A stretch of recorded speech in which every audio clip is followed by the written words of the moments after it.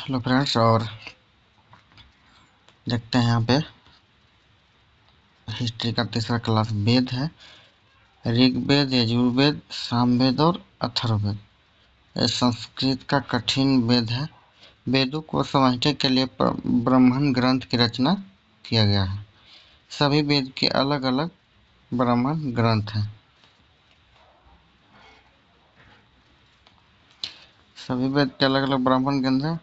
ऋग्वेद ऐत्रेय ब्राह्मण ग्रंथ, कौपतीय ब्राह्मण ग्रंथ, और यजुर्वेद तैत्तिरीय ब्राह्मण ग्रंथ और शतपथ ब्राह्मण ग्रंथ।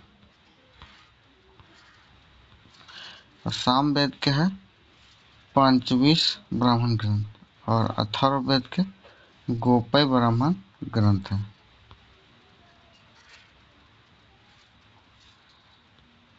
यहाँ देखेंगे ऋग्वेद जो पद है, ऋग्वेद पद में होता है। इनकी शाखा साकल, बलिक और वस्कल। पुरोहित को होत्री कहते हैं ऋग्वेद में।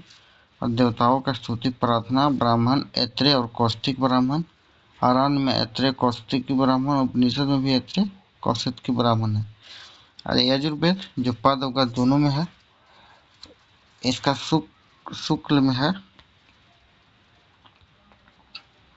शुक्ल में कन्नो, मध्यनी और वात्स्यायनी।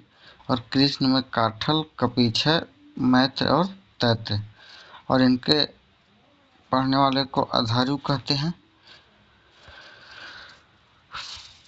इनका विषय वस्तु है याज्ञिक, कर्मकांड, बलिदान प्रथा, शतपथ, मैत्रानी, तैत्रेय ब्राह्मण और बृहदारण्य। मैत्रानी और तैत्रेय अरण्य है इनका। उपनिषद है बृहदारण्य, तैत्तिरीय, कठ, ईश, श्वेतांबर, मैत्रायणी और महानारायण।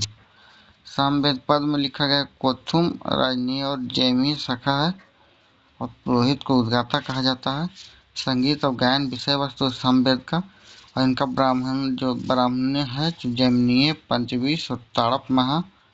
और अरण्य में है छांदो, जैमिनीय और तवलार। और उपनिषद में छांदोग्य, जैमिनी और केन। अब आते हैं अथर्ववेद। अथर्ववेद पद में गद में लिखा गया है। इनका शौनक, पिप्लाद है। ब्राह्मण, ब्रह्मा ब्राह्मण और जादू, टोना, भूत, पिशाच, वशीकरण। इनको गोपथ कहा गया ब्राह्मण में। और आरण्य में नहीं है।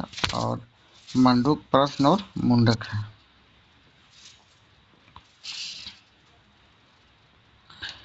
ऐत्रेय में राजाभिषेक के नियम में कुछ प्राचीन राजाओं के नाम दिए गए हैं। शतपथ में गंधार, शैल, कैकय, कुरु, पंचाल, कौशल, विदया आदि राजाओं का उल्लेख मिलता है। वैदिक साहित्य में ऋग्वेद के बाद शतपथ ब्राह्मण का स्थान है। आरण्य में यज्ञ से जुड़े कर्मकांडों के दार्शनिक और प्रतिकार अभिव्यक्त हैं।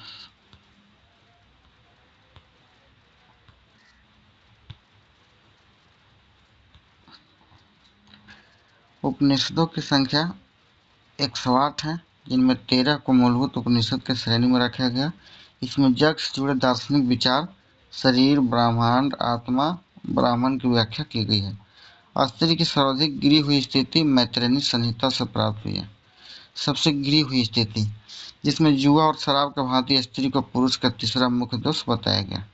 शतपथ ब्राह्मण में स्त्री को पुरुष की अर्धांगिनी कहा गया। और शतपथ ब्राह्मण में स्त्री को पुरुष की अर्धांगिनी कहा गया है। जाबालोपनिषद में चारों आश्रमों का उल्लेख मिलता है।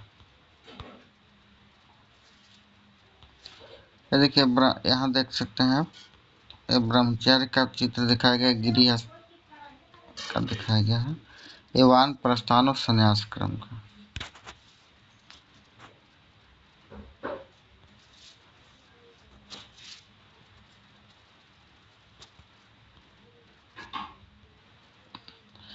स्मृति ग्रंथों में सबसे प्राचीन एवं प्रामाणिक मनुस्मृति मानी जाती है और ये शुंग वंश काल का मानक ग्रंथ है।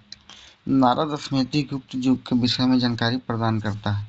स्मृति विश्वयुद्ध रूप में न्याय संबंधी ग्रंथ है। इसमें कुल 18 प्रकरण है और 128 श्लोक हैं। इसमें समाज में होने वाले विवाद, ऋण, व्यापार, संपत्ति उत्तराधिकार, विवाह, अपराध, दंड आदि से संबंधित नियम और निपटारे की प्रक्रिया विस्तार से वर्णन है।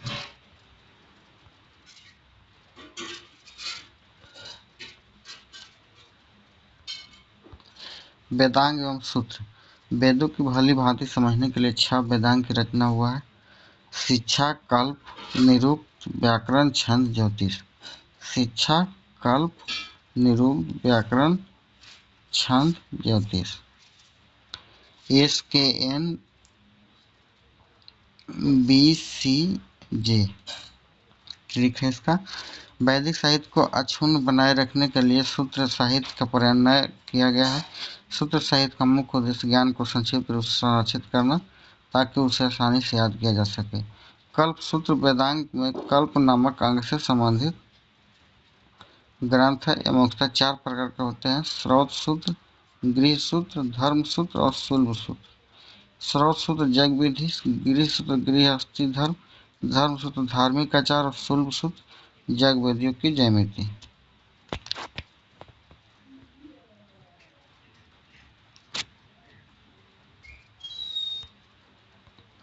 अब देखें वेदांग क्या है। वेदों के भली भांति समझने हेतु वेदांग की रचना वेदांग 6 है: शिक्षा, कल्प, निरुक्त, व्याकरण और छंद।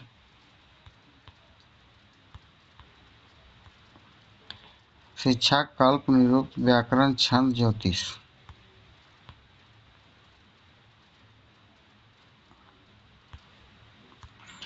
अब कल्प ग्रंथ जो है देखिए दिखाएगा स्रोत सूत्र, धर्म सूत्र और शुल्ब सूत्र और गृह सूत्र। संस्कृत का वैदिक संस्कृत का है। तो इस तरीके से चैप्टर आज का समाप्त होता है।